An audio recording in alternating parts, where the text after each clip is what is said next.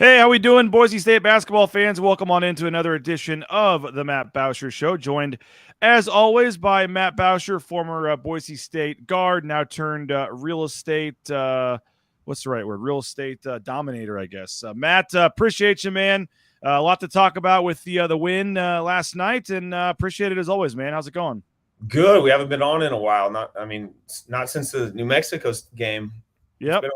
Well, we need to publicly thank you for the trip going on the trip to Vegas. That was a lot of fun with our winner, Greg McVeigh, and I saw him at the last home game wearing his BNN shirt at the game. So appreciate you for going on the trip and helping sponsor that. And it was a lot of fun, man. That was were lifetime memories. Are we going to do that every year? We're gonna have. I get if you're in. I guess we got to find a way. We got our secret friend with the plane that doesn't like to be doesn't like us talking about him. Hopefully they're in, and we'll try to make it happen again. It was a lot of fun, and yeah, we appreciate you, Matt, for doing that. And everybody should know by now, but if you're looking to buy or sell a home, make sure you go with Matt and his team at Bauscher Real Estate. Check them out, BauscherRealEstate.com. I'm once again the #1 ranked realtor in the Treasure Valley. You can give him a call as well, 243-8222, and Matt and his team are ready to help you out. What is the real estate market like right now, Matt? It slowed down there in the fall with interest rates, and then in the our team has done really well, fortunately. But after the new year, it's kind of sparked back up, and buyers realize that interest rates are settling or easing, and they're realizing the world's not falling apart, and we've seen a crazy pickup in activity in the last couple weeks. Well, that's great to hear. And again, hopefully folks will continue to give Matt and his team a call. Let him help you out, whether you're looking to buy or sell a home. All your real estate needs, BauscherRealEstate.com. We're talking Boise State, Fresno State, big picture stuff as well. But 63-53, we saw you there. I'm sure it was so much fun to be watching your guy Vern Harris officiating last night. Boise State gets the win by 10. Wasn't the prettiest of games, Matt, but I guess at this point, a game like that, an ugly loss is better than a pretty looking 1 point loss, or an ugly win is better than a 1 point loss. So I guess you just flush it and move on, right? Yeah, I think you learn from it and you move on. And I mean, a bad team in the Mountain West is Fresno State, who beat New Mexico. I mean, there's no nights off. There's no team you just say we're going to run over. And you saw the way we started that game. We were sleepwalking, and they punched us in the mouth, alley-oop dunking on us. We had more turnovers than attempts. I think that's probably the worst 10 minutes of basketball I've seen the team play the entire season. Yeah, you could probably go back further than last season, maybe. I mean, 15 turnovers in the first half. That tied their season high for an entire game, and they had it in the first half with 15 turnovers. And a lot of them, Matt, just seemed kind of sloppy. And I know Max Rice, after the game, took the blame for some of them, said he was joking that he was watching too much Patrick Mahomes, kind of trying to make the perfect pass. But it just seemed like – and then, like, towards the end of the half, Boise State finally had the lead, and then they had the full court press got to them, and there was 2 quick steals and layups. I mean, usually – taking care of the ball is not a big problem for them. What did you see with all the turnovers? It was more Dak Prescott, I think, than Patrick Mahomes. It's uncharacteristic. I mean, if this is a pattern, it's alarming. But, to finish the game with 6 assists and 19 turnovers as a basketball player, that tells me a few things. We're not getting into the paint. We're not drawing fouls. Buzo, Max, you want to see them at the free throw line. And those two saved us from the 3-point line. Buzo and Max went 6 for 8 from 3. So, thank goodness we were hitting shots or we lose that game. Normally when you're sloppy, you're not hitting shots and you get beat. Like at New Mexico, we weren't hitting shots, but everything else was clicking. It was completely different where we just weren't taking care of the ball. It was careless mistakes, but our defense is number 9 in the country, and it got us the win last night. They missed a lot of easy shots. You can say they were wide open shots, but they scored 53 points. The free throw defense was pretty good too. Fresno State 7 of 14 at the free throw line. In the first half, I think they were like 2 of 10 or something. But I mean, it's as bad as it was, Matt, and it seemed like they were down 30. I mean, there was no energy in the building. They couldn't get anything going. And you look up and like they're down 4 points. I mean, they were pretty lucky to only be down 2 at halftime.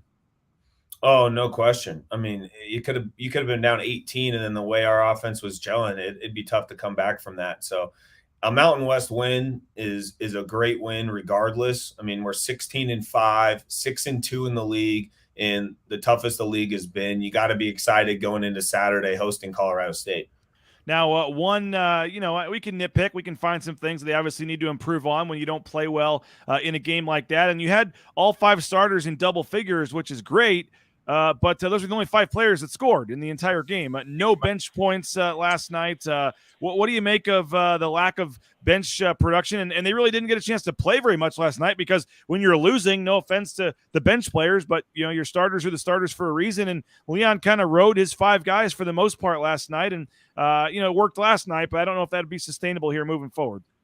It starts with the starters. They got to get a nice lead and come out of the gates on fire to give the coaching staff that confidence to go to the bench. I mean, the bench played a combined 21 minutes last night. And you look back at the Mountain West tournament, 3 games in 3 days. In the championship, the bench played 49 minutes. In the semifinal, the bench played 47 minutes.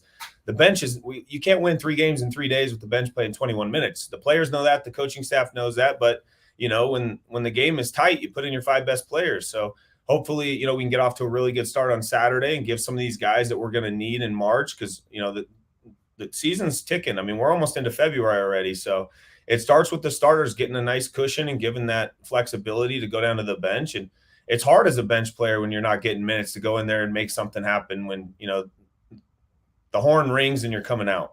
Yeah, I mean, and not only did they not score, they really didn't do much of anything. Jace Whiting played 3 minutes and 6 seconds, did not register any kind of assists, turnovers, steal, stat, shot attempt, whatever. Lucas Milner and Kobe Young each had 1 rebound and a foul, but no shot, not even a shot attempt from the bench in 21 minutes. So even the guys that came in and played, the sparing leg didn't even really do much. And but again, you got to ride your starters and your 5 guys. And I guess one positive was I know Marcus Shaver's been battling with an injury, but he ends up with a team high 16 points. He drew 7 fouls from the opponents, got to the free throw line 8 times, went a perfect 8 of 8 from the foul line, and he only got 89 seconds of rest. So he's been a guy that's been resting more. But I think that's a good sign moving forward. Marcus Shaver Jr. played 38 and a half minutes and had a team-high 16 points. And I love that he got to the free throw line 8 times, and he was aggressive, and he wasn't scared of the guys and opened up some shots, some outside shots. And we shot over 50% from 3, which is great. But the paint touches, I know Burns and Duryea and Leon and Berto are looking at those paint touches. We got to be more aggressive getting to the rack and trying to, see the ball go in from the free throw line.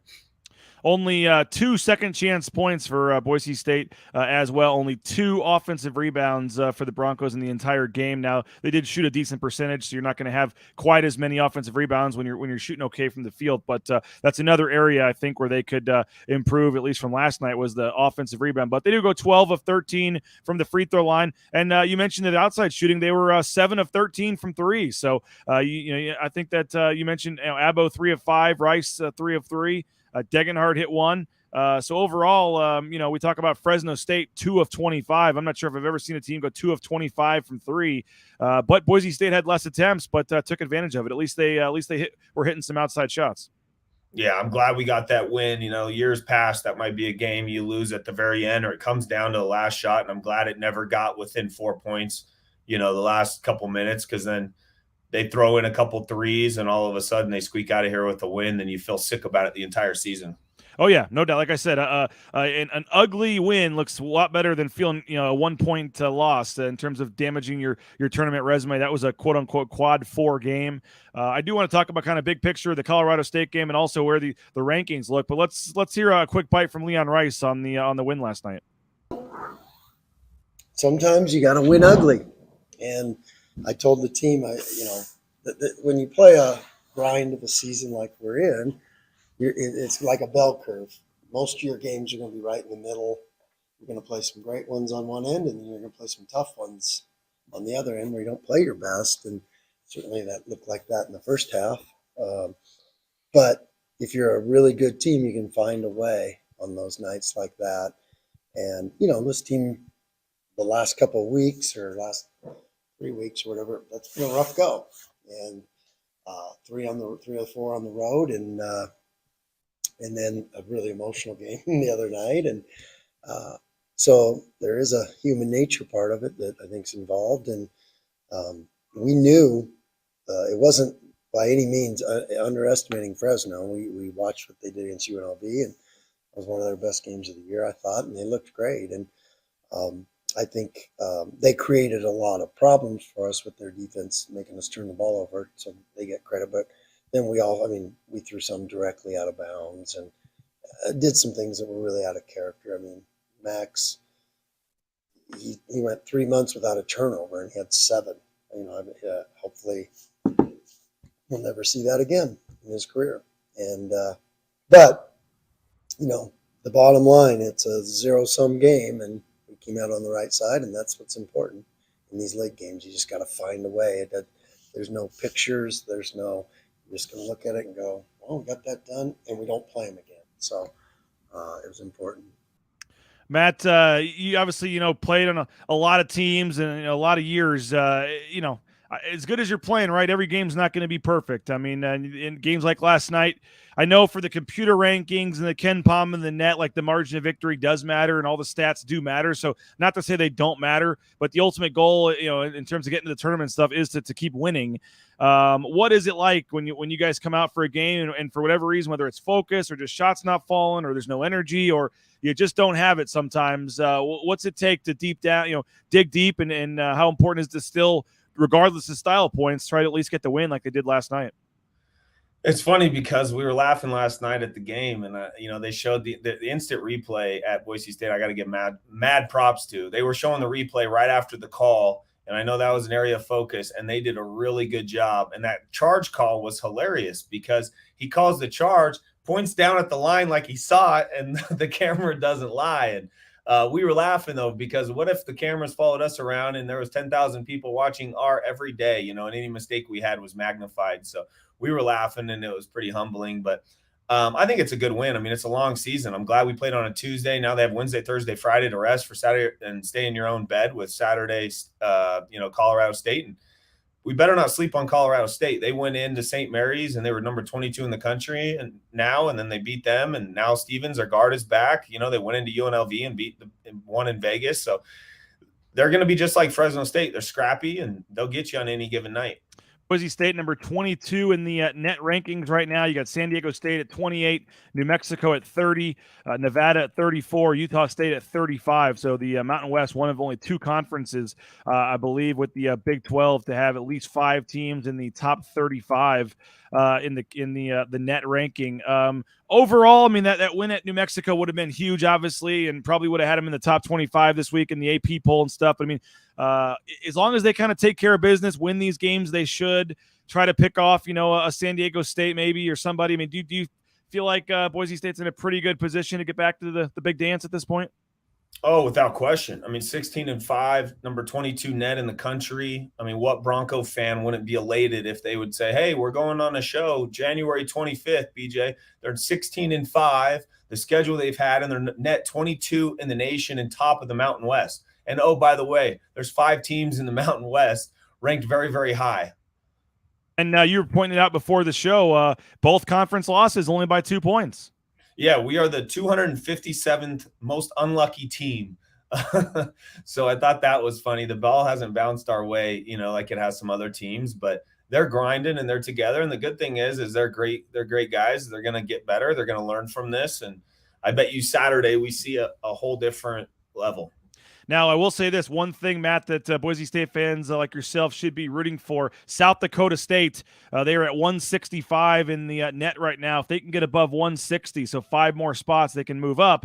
That quad 4 loss becomes a quad 3 loss, which for whatever reason, a quad 3 loss is not seen as nearly as bad as quad 4. I mean, that could be the difference of a 6 seed versus 7 seed or an 8 versus a 10 or something. If that can just get up to quad 3, and then you have some other teams like Texas A&M right there at number 54 in the net. If they can get 4 more spots up to number 50, that becomes a quad 1 win. All of a sudden, they're playing at Auburn tonight. It's a big opportunity for Texas A&M tonight. And then you've got some other teams. St. Louis is like at 85. That needs to get up to 75. You've got Utah Valley, who's at 74, so that's helping right now. That's a quad 2 game instead of quad 3 if it drops. But there's 3 or 4 teams in the non-conference, let alone the New Mexico and Nevadas of the world. I mean, Boise State's resume is very close to getting a lot better with them not even doing anything. So here's the debate. Do you root for the top 5 teams to run through the Mountain West, or do you to help with our net ranking, or do you hope that we climb the ranking of the Mountain West and the top teams are losing to the Colorado State, San Jose States? Yeah. Well, somebody else asked me, okay, well, when you go to Air Force next week, would you rather have it be a close game so that could be a quad 2 win instead of blowing them out and then having Air Force be quad 3? I mean, there's so many things now with the computer rankings that you got to worry about and mess with. I think you probably want your top 5 to be as good as possible. That's why it was probably better for the Mountain West that Nevada won that game in double overtime the other night to kind of keep Nevada from falling down too far if they had lost at home, to New Mexico. So, yeah, I mean, that's an interesting point. But even the bottom teams now, I mean, it's crazy when you look at like San Jose State all of a sudden is like 113. Like, who would have ever thought San Jose State would be 113 in the net? And Air Force is like around 150, I believe, or something. I mean, it is crazy. 151 for Air Force. Never would have thought we'd see a San Jose State team be 4-4 in league and be sitting at 109 in the net rankings. So, even Colorado State, I think's, done some things, and they're back in like the 120 range or something. So even the bottom teams aren't terrible, which is part of the reason the Mountain West is so good this year.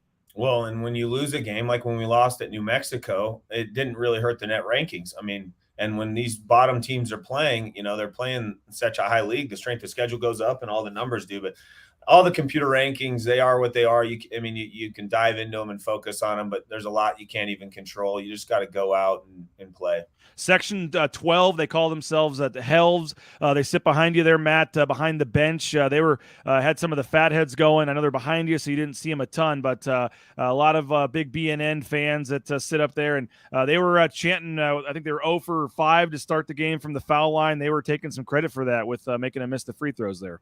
That's awesome. I love it. They were. I will say the students with the fatheads and things were starting to get a little more engagement, a little more action going on behind the baskets here on some of these free throws and stuff. Yeah, it makes a difference. I mean, they're 18 to 22 year olds coming to town. They hear that stuff. They react to it.